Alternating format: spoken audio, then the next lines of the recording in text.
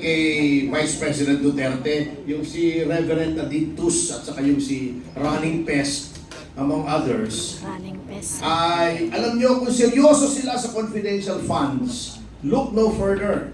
DILG, the Rimulya brothers had 1 billion, more or less, in confidential funds. 1 billion. 500 for DILG, 500 for DOJ. The Office of the President has 5 billion in confidential funds. Gusto nyong puntiryahin ng confidential funds? Tignan nyo kung saan ginamit yung confidential funds ng DILG, DOJ, at Office of the President. Okay. Sir Rob, I'd like to take this an opportunity and pose a dare sa Makabayan Block. Buksan ninyo ang inyong libro. Sa inyo dinala ang mga milyong-milyong kinatiwala sa inyo ng taong bayan. Liquidate it, show by example. Pakita nyo sa amin saan nyo ginamit ang pera ng taong bayan dyan sa Makabayan Block. Alright, so we also have here a representative from Inquirer na gusto magtanong. You can now throw your question, please.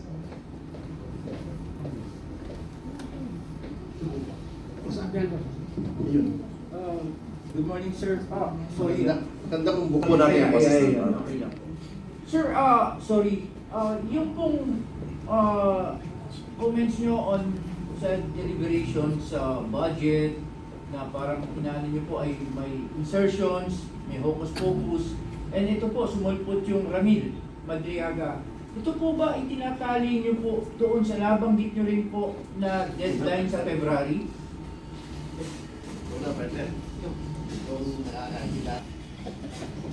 Yung sa budget, hindi ko alam. Pero dito sa Ramil Madriaga, Ramil, bigla na lang siyang lumabas ngayong Disyembre. Una-una, ang daming pinag-uusapan sa bansa tungkol sa ghost projects and flood control projects na peke, di ba? Alam niyo yung nangyayari, di ba? Meron ko 100 million kunwari na panglagay sa ilog mo.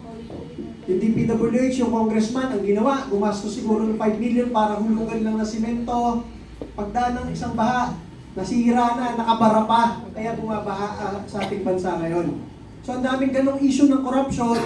Kaya nga nag-lead ito sa pagkakatanggal sa DBM Secretary, DPWH, ES, Speaker, and everything. Anong inaantay ng taong bayan ng mga 4 na buwan na?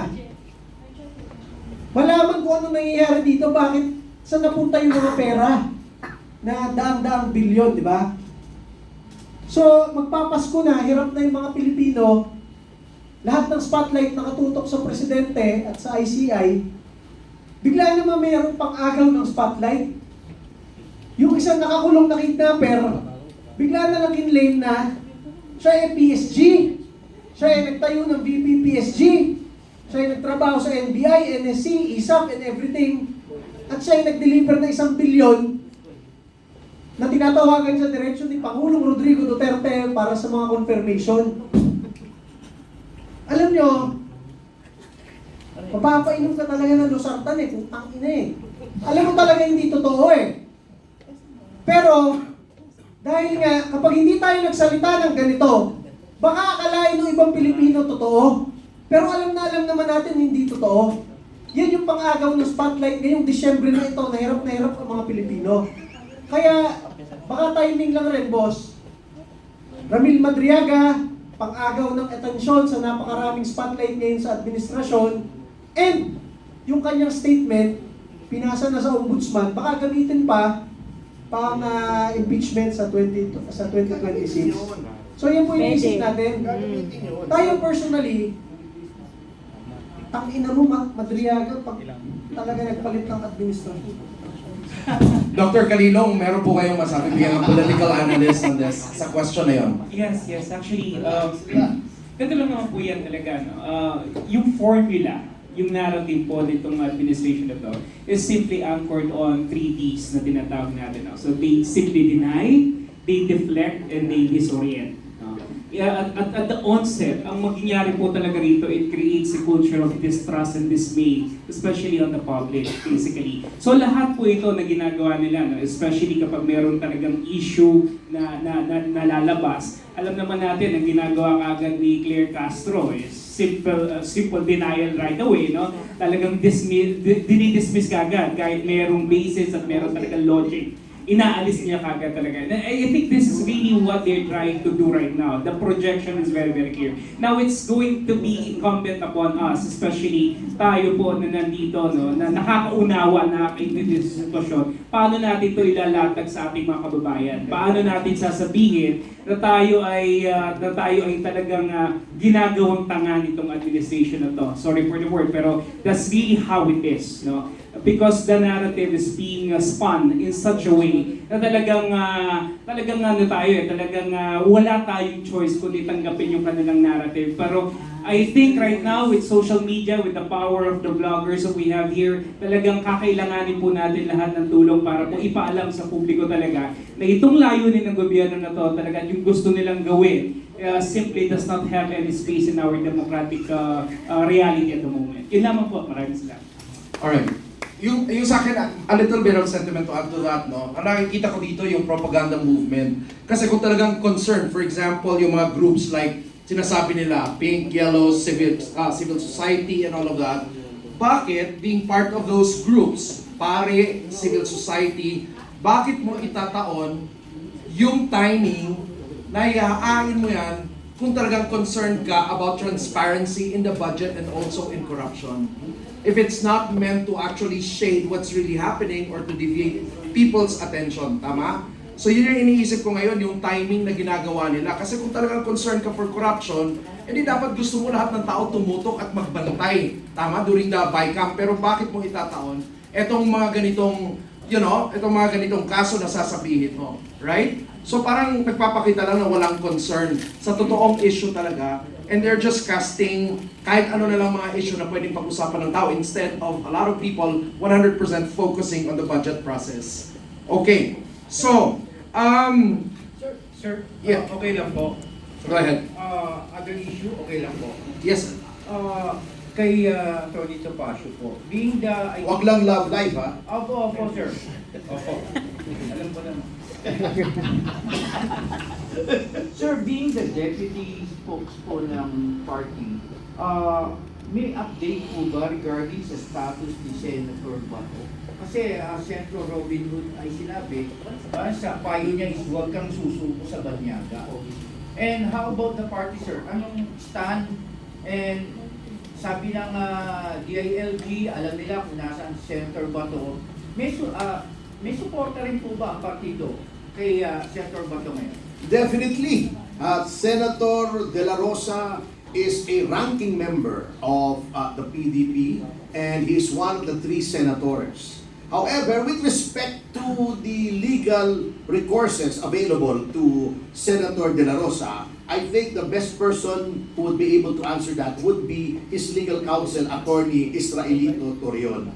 With respect to the pronouncements of Senator Padilla, I think we have to defer to his Chief of Staff, Attorney Philip Jurado. Pero kami po sa PDP, we condemn this latest efforts on the part of the government to neutralize another member of the opposition by again surrendering our sovereignty to a foreign entity. And the PDP is willing to extend all the assistance within its power to do in order to assist Senator De La Rosa with this problem. We are solidly behind Senator De La Rosa. Para sa amin po, isang malaking kalapastanganan sa soberanya at kasarinlan ng Pilipinas itong pinaggagawa ni Ombudsman Boying Rimulya na siya ang naglilik nitong ICC warrant. Alam nyo, nakakatawa itong si Rimulya, talagang double standard eh. Kapag may isang tao, katulad niyan, na si Madriaga, relax na lang partner, alam ko umiinit yung ulo mo pagka na ano mo yung pangalan ni Madriaga. By the way, sinabi sa akin ni Yvette na talagang total na yung commitment ni De Lima kay Madriaga. In fact, she was supported to have said in effect that she has spread her wings to let him in. Diba, sinabi niya, I'm taking him under my wing. Diba? So she has spread her wings to allow Madriada to enter. Her wings! Her wings! Anyway, alam nyo, Madriaga, isang tao, ini-entertain ng ombudsman. Ha? Etong kay Martin, sinabi noon ni Diskaya, sabi ni Saldico, yun daw pera ay para kay Martin. Although hearsay yun. Okay, granted, fine. Under oath naman yung statement. Okay. Corroboration number 1. Gutesa, under oath. Nagde-deliver po kami ng male-maleta na pera kay Martin Romualdez. Okay. Corroboration number 1. Corroboration number 2, from Saldico himself. Nagbibigay ako kay Martin at kay Pangulong Marcos male-maleta. Corroborated yung kay Gutesa at yung kay Diskaya. Sinong may kaso ngayon? Isa lang, si Saldico. Oh, anong klase yan? Di ba? Anong klaseng ombudsman yan? Alam naman natin kasi that ombudsman owes his being ombudsman to the president na lahat ng batas ay pinilipit para lang siya ay maluklok dyan. So, what do we expect from the ombudsman? So, yun ang nagiging problema po natin dyan eh. Lahat ng institutions natin, kinokorap, pinaghihimasukan ng Pangulo. How? Yung last bastion, yung huling sumbungan ng bayan ombudsman, nilagay pa niya, let's not mince any words, nilagay pa niya tuta niya. Kalukuhan, kung may naniniwala sa inyo, nung sinabi ni Boying na ngayon appointed na siya, he will do what is right, meron pong tulay malapit sa Malacanang, bebenta ko sa inyo. Mura lang po, kung naniniwala kayo ron. Number 2, yung legislature, gino-off na niya. Una, ginawa niyang speaker yung pinsan niya. Ginawa niyang majority, deputy ba? Speaker. Yung anak niya. Plus, inuutusan niya na mag-insert. One prerogative ng legislature yun. Pati judiciary, pinanghihimasukan na niya. Can you imagine? The ombudsman and the president being one in saying, bago magpasko, may makukulong na. Mr. President, Mr. Ombudsman, hindi po kayo nag-i-issue ng warrant eh. Hukuman po eh. Are you telling us, kontrolado nyo rin yung hukuman na pag sinabi nyo bago magpasko may warrant, eh, teka, nakakabahala na po yan. Ha? That is very alarming. Di lahat po ng branches of government. Ha? Inyo ng executive, Mr. Marcos, inyo pa ang legislature, inyo pa rin ang judiciary. Bata mo pa rin na nasa ombudsman. Oh, appointee mo pa rin na nasa ICI. Wala na po kami pagtutubuhan. Sino pang mag-check and balance? Yan po ang nakaka-alarma sa ginagawa. Number 2, another point, ay ito sa budget, and this will be my last word on it, at medyo I'm the only one standing between you and lunch. Yung sinasabi ni Professor, alam nyo tama, okay, number 1, yung education now. For the first time, pumasok sa standard. Ngunit tignan nyo mabuti ha, tignan nyo mabuti. Kasi niloloko po tayo, last budget, alam nyo yung pagkasgiki nitong gobyerno ito.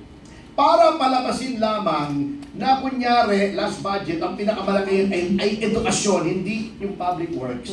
Yung budget ng PNPA, sinama nila, kinumpute nila sa education, sa DILG yun eh, hindi naman sa DepEd yun eh. Yung budget ng PNPA, sinama nila sa education, sa DND yun eh. Hindi naman sa DepEd yun, pero para lang palabasin na mas malaki education kesa sa DPWH, sinama nila yun, nung kinumpute nila, okay, ito yung education, no? Nung tinignan ko, teka muna, bakit pati PNA at saka PNPA?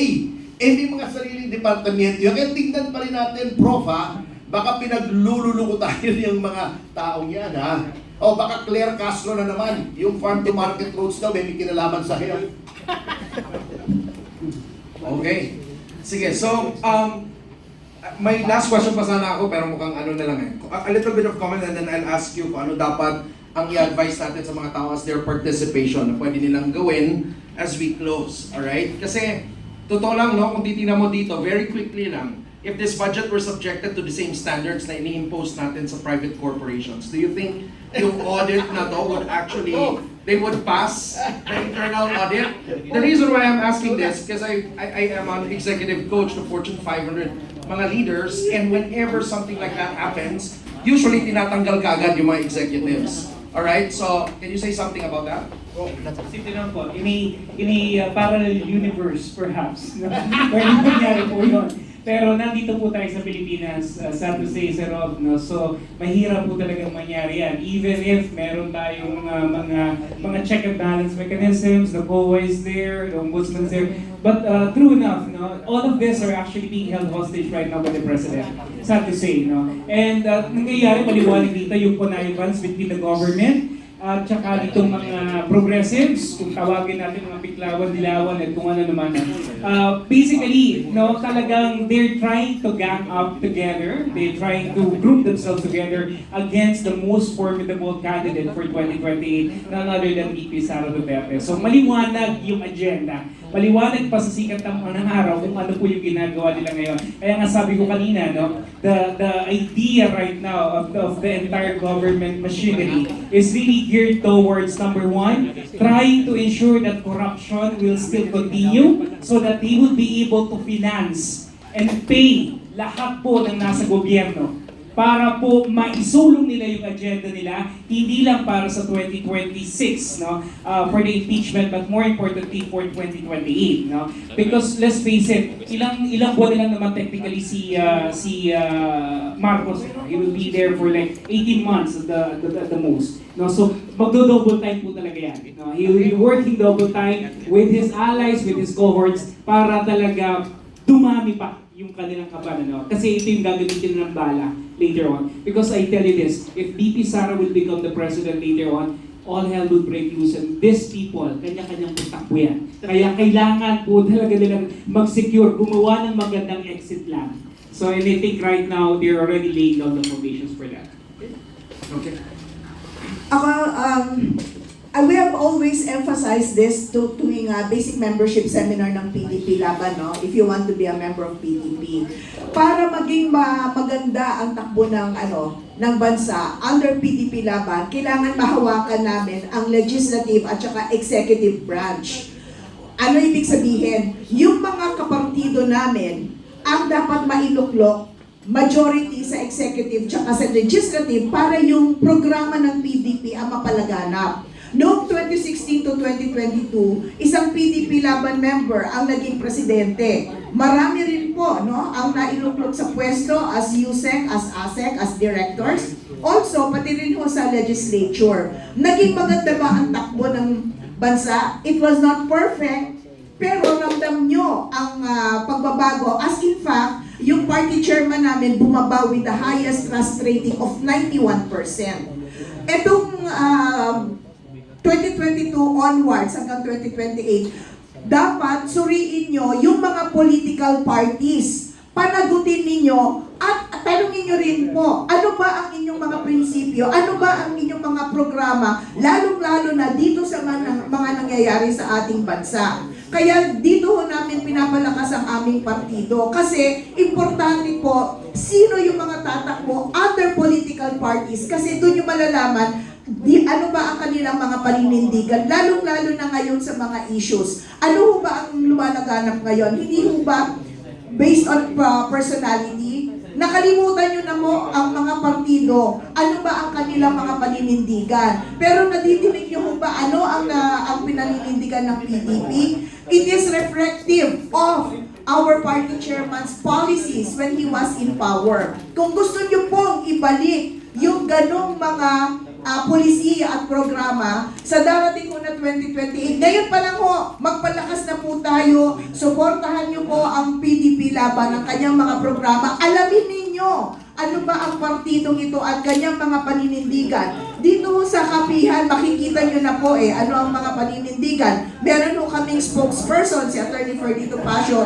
Pinapaliwanag ho ang mga paninindigan sa issues. Dito pala mo, sa issues pala, ano ang sinasabi ng ibang mga political parties? Hindi ba wala?